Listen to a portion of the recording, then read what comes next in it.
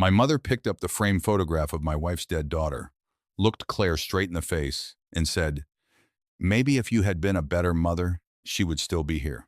Then she dropped the frame onto my patio. The glass shattered between us. Nobody moved. Not my sister, not my brother, not my two grown sons. For 3 or 4 seconds, the only sound was the crackle from the grill behind me and the little American flag snapping in the July wind. My wife stared at the broken photograph at her feet. It was the last picture taken of her daughter, Emily, before the car accident 22 years earlier. Claire didn't yell. She didn't cry. She just bent down. I saw her reach toward the broken glass with both hands, and that was when something inside me finally gave way. Not in anger. Not the way people expect when they hear a story like this. I didn't threaten my mother. I didn't raise my voice. I stepped between my wife and the broken frame, put one hand on Claire's shoulder, and said, "Honey, don't touch it. I'll get it." Then I looked at my mother.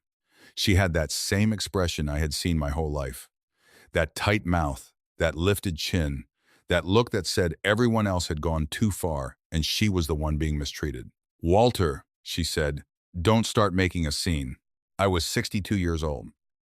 And for the first time in my life, I realized that every major decision I had made around my mother had been based on those 5 words. Don't start making a scene. So I nodded. "All right," I said. "I won't." Then I turned to everyone standing in my backyard. My mother is leaving. My sister Linda blinked at me. My younger brother Paul looked down at his plate. My mother laughed once. It wasn't a happy laugh. It was the kind she used when she thought I was pretending to have authority I didn't actually possess.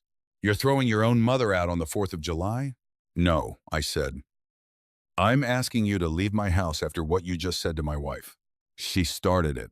Claire looked up then. Her face had gone completely pale. That was worse than seeing her cry.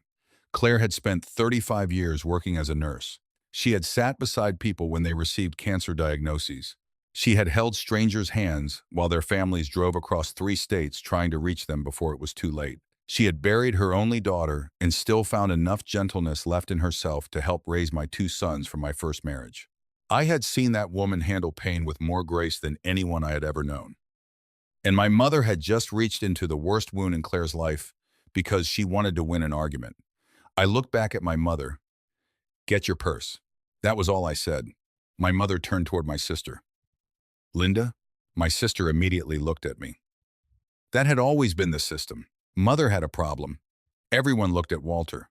Mother needed a ride. Walter handled it. Mother's roof leaked. Walter called someone. Mother got a strange letter from Medicare. Walter read it. Mother's car made a noise. Walter drove 40 minutes to listen to it. Mother argued with Linda. Walter made peace. Mother argued with Paul. Walter explained what she really meant. Mother forgot a payment. Walter paid the late fee. Mother needed a new phone.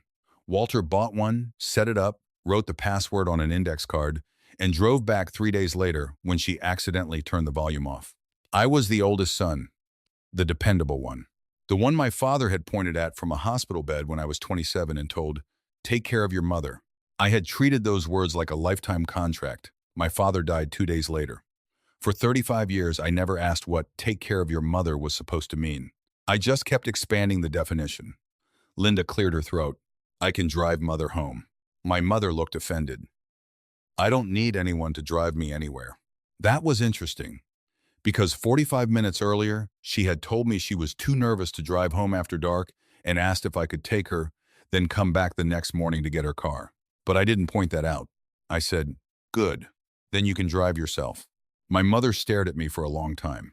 I knew what she was waiting for. The apology. Mine. I had apologized to that woman for things I hadn't done since I was old enough to tie my own shoes. "Sorry you misunderstood. Sorry I was busy. Sorry I didn't call sooner. Sorry Claire took it the wrong way. Sorry the boys couldn't come. Sorry the restaurant was loud.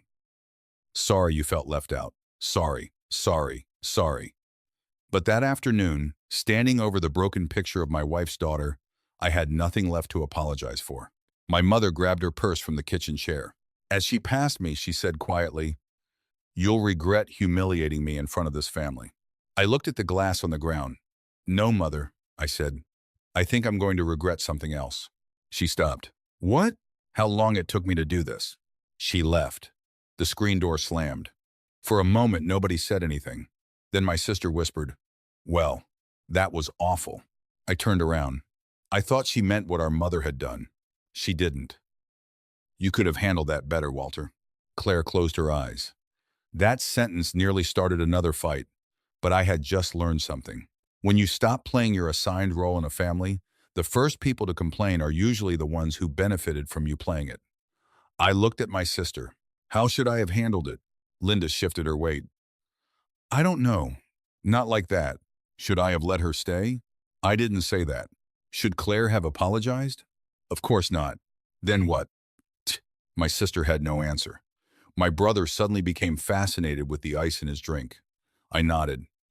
That's what I thought. My sons helped me clean up. My oldest son, Matthew, wrapped the broken frame in a dish towel.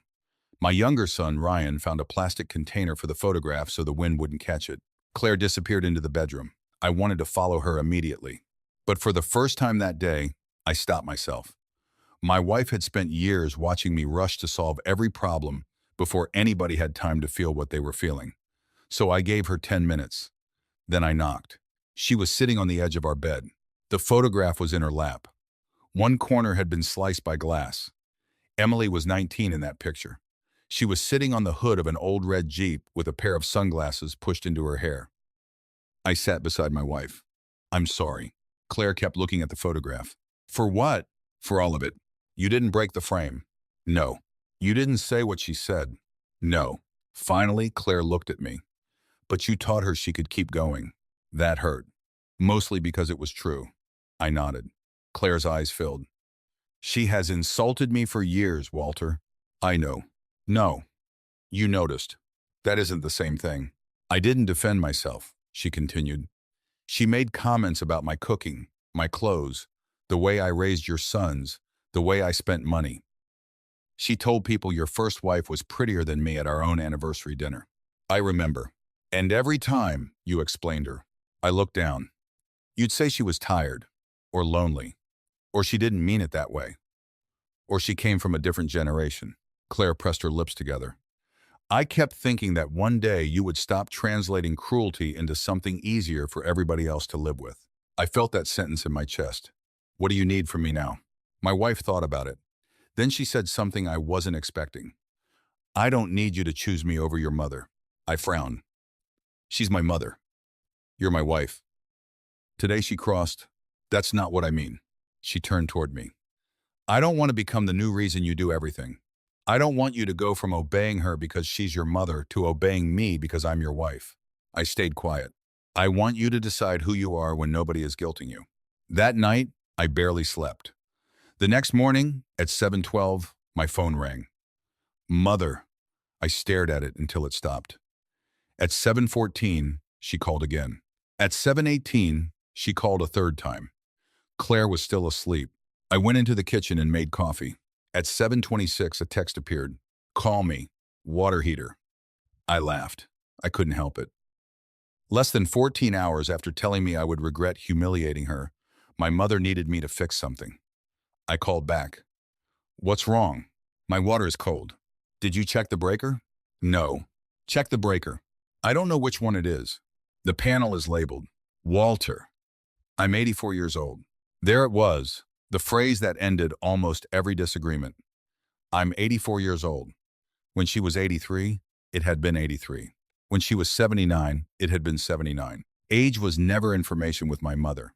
It was leverage. I took a sip of coffee. Open the gray panel in the garage. Find the switch-marked water heater. If it's in the middle, push it all the way off, then back on. Silence. You're not coming? No. More silence. What if I do it wrong? Then call the plumber whose number is taped inside the cabinet by the phone. You're serious. Yes. What are you doing today that is so important? I looked through the kitchen doorway toward my bedroom, taking care of my wife. My mother hung up. I expected guilt. Instead, I felt something I hadn't felt in years. Space. That afternoon, my sister called. What did you say to Mother? I told her how to reset her water heater. She called me crying. Was the water heater broken? No. She reset it. Then I helped her. Linda sighed. You know that's not what I mean. I leaned back in my chair. For 35 years, my family had trained me to believe that helping meant removing discomfort. If Mother was worried, I fixed it. If Linda was guilty, I fixed it. If Paul was angry, I fixed it. Nobody ever asked whether the discomfort itself had something to teach them. I'm not going over there every time something happens anymore. My sister laughed nervously. Okay, Walter, I mean it. Sure. She didn't believe me. Neither did I, entirely. 3 days later, Mother called because her pharmacy had changed one of her prescription bottles. I gave her the pharmacist's number. The next week, she called because her trash pickup had been delayed. I told her to call the city. Then her television stopped connecting to the internet. Then she couldn't remember the password for her email. Then a tree branch fell against the fence. Each time, I pointed her toward the person who could help. Each time, she reacted as if I had personally abandoned her in the wilderness. Then something strange happened. She solved the problems. The pharmacist explained the bottle. The city picked up the trash. A 16-year-old neighbor reconnected the television in exchange for $20. She found the email password in the notebook where I had written it, and she hired a tree service. My mother was not helpless. I had just been faster than her. That realization embarrassed me. For years, I had secretly taken pride in being needed. I told myself I was sacrificing. But there was ego in it too. Being the fixer made me important. It made me the good son. It made me the brother everybody called. It made me the person who always knew what to do. And as long as everyone needed me, I never had to ask whether they respected me. About a month after the 4th of July, my brother came by. Paul was 58, but when it came to Mother, he still acted 16. He sat on my porch with a beer and said, "She's telling everybody Claire turned you against her." I figured, you don't care? I care. I'm just not going to chase everybody she tells and explain myself. Paul picked at the label on his bottle. "She says she doesn't know you anymore." I smiled. "That makes two of us." My brother looked at me. I explained, "I'm finding out I don't know myself very well either." Paul sat quietly. Then he said, "You know why she always called you, right?" "Because I answered." "No." He shook his head. "Because you never made her feel stupid." "Oh, that stopped me." Paul stared across the yard. "I tried helping her with her taxes once. She asked the same question 4 times. I lost my temper. Linda gets impatient too. Dad used to make fun of her when she didn't understand something. I listened. You were the only person who could explain things without making her feel small. For the first time since the 4th, I felt something other than anger toward my mother. I felt sadness. That didn't excuse what she had done. But understanding somebody and excusing them are two different things. I said, "I can still explain things." Paul looked at me. "I'm just not going to run her life."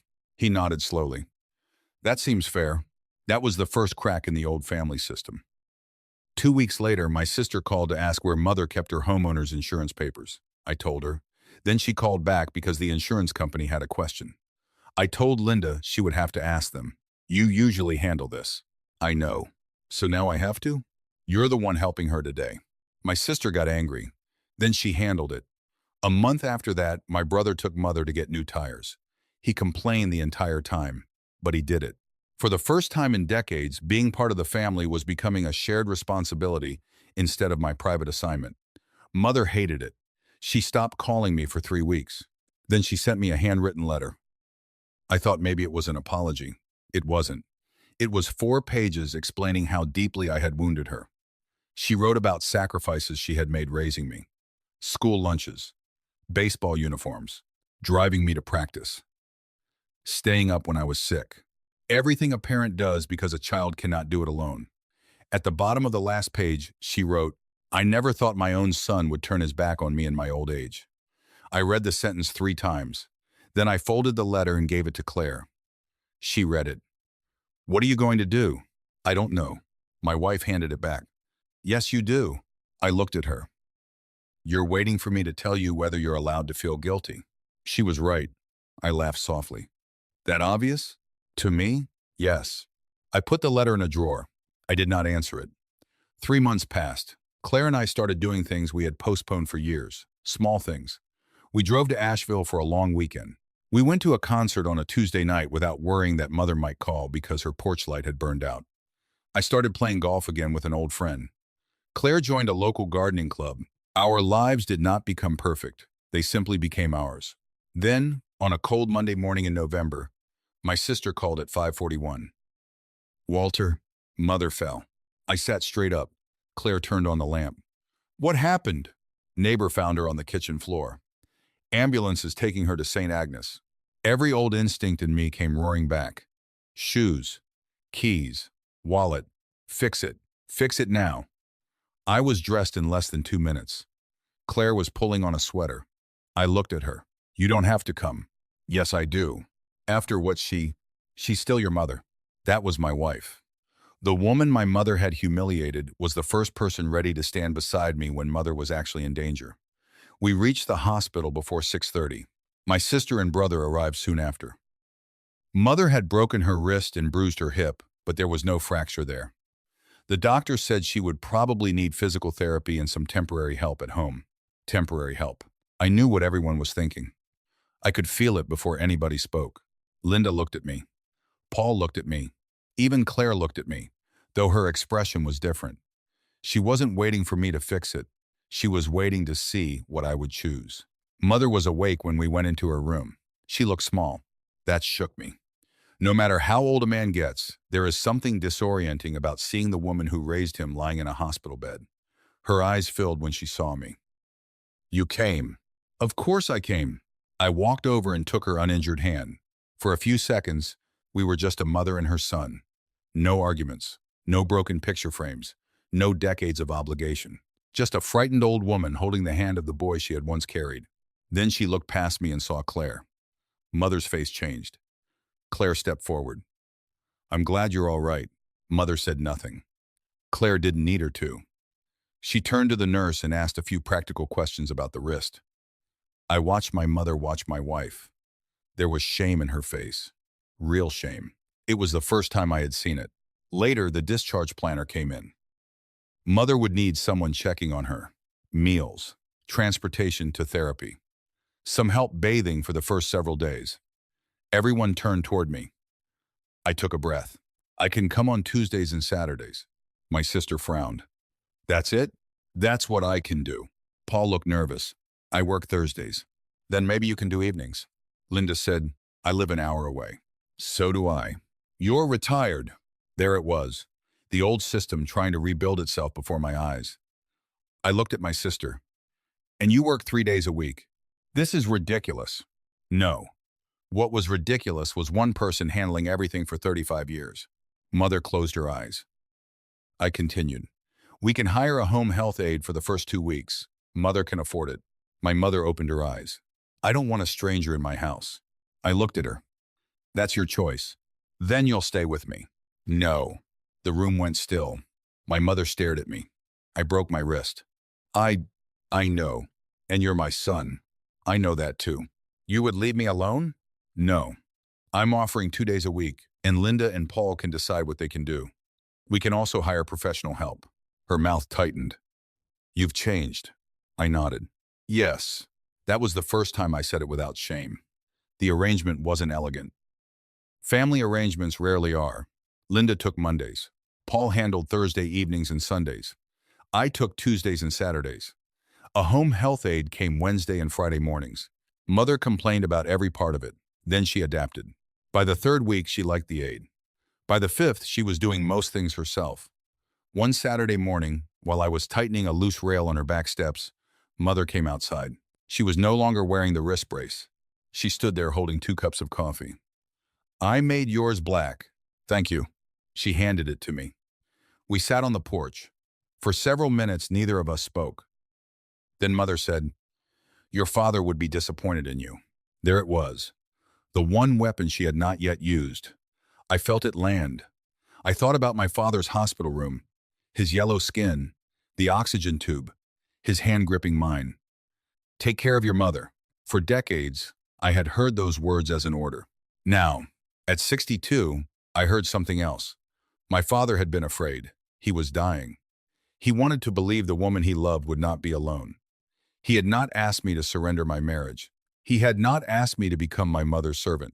He had not asked me to protect her from every difficult feeling until one of us died. I looked at Mother. I don't think Dad would recognize the way we've been living. She stiffened. I continued. He asked me to take care of you.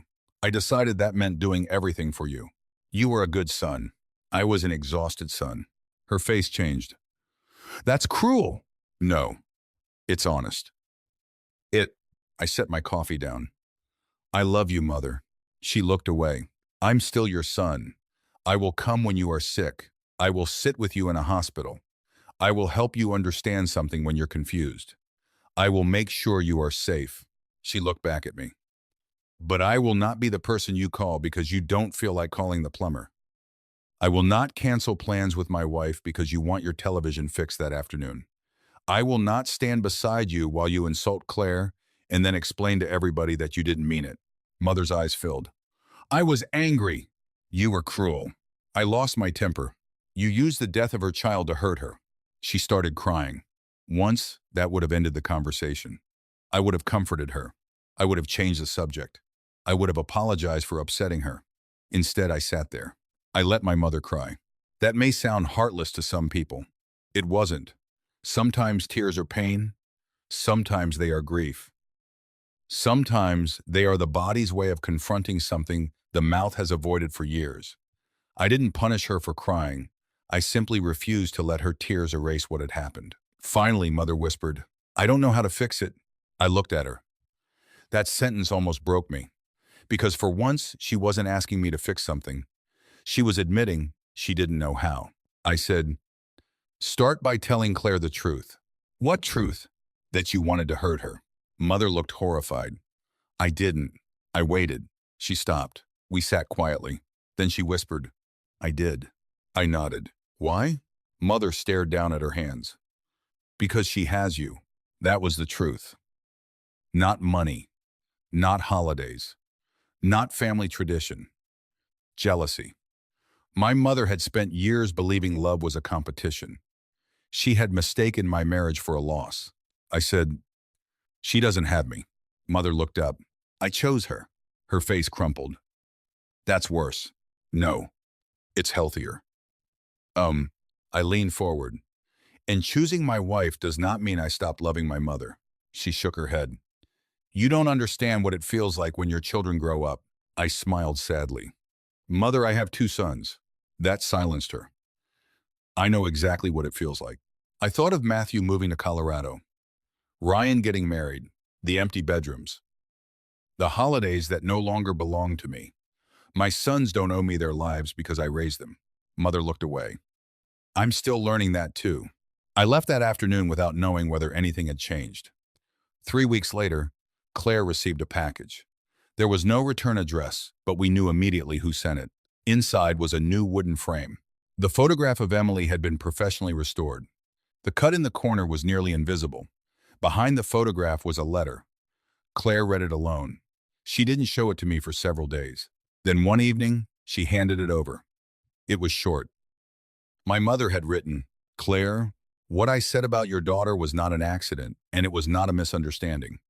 I wanted to hurt you, and I chose the cruelest thing I knew. There is no excuse for that. I have spent many years blaming you for taking my son away from me. I am beginning to understand that Walter was never mine to keep. I do not expect forgiveness. I am sorry. Ruth, I read it twice. Then I looked at my wife. What do you think? I looked at my wife. Claire stared at the restored photograph sitting on our mantel. I think it's the first honest thing she's ever said to me. Do you forgive her? My wife smiled faintly. That's not a decision I have to make tonight. That answer taught me something too. Forgiveness does not have to be rushed just because someone finally apologizes.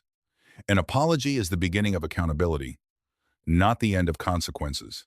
That Christmas, Mother did not come to our house. She spent Christmas Eve with Linda and Christmas morning with Paul. On December 27th, Claire and I drove to see her for lunch. We stayed 2 hours. Mother was polite. Claire was polite. Nobody pretended everything was normal. It wasn't. Maybe it never would be. But something healthier had begun. When Mother asked me to look at a strange noise coming from her refrigerator, I listened. Then I said, sounds like the compressor. She looked at me. For 1 second, I saw the old expectation in her face. I smiled. The appliance repair number is still on the fridge. Mother rolled her eyes. Then, to my surprise, she laughed. All right, Walter. She called them herself. 2 years have passed since that 4th of July. My mother is 86 now. I see her about once a week. Sometimes I help, sometimes I don't. My sister handles her insurance. My brother takes care of the car. Mother schedules her own appointments. She even learned how to order groceries online, although she complains that the produce people don't know how to choose a decent tomato. Claire and Mother will never be close. I've accepted that. But my mother has never insulted my wife in my presence again.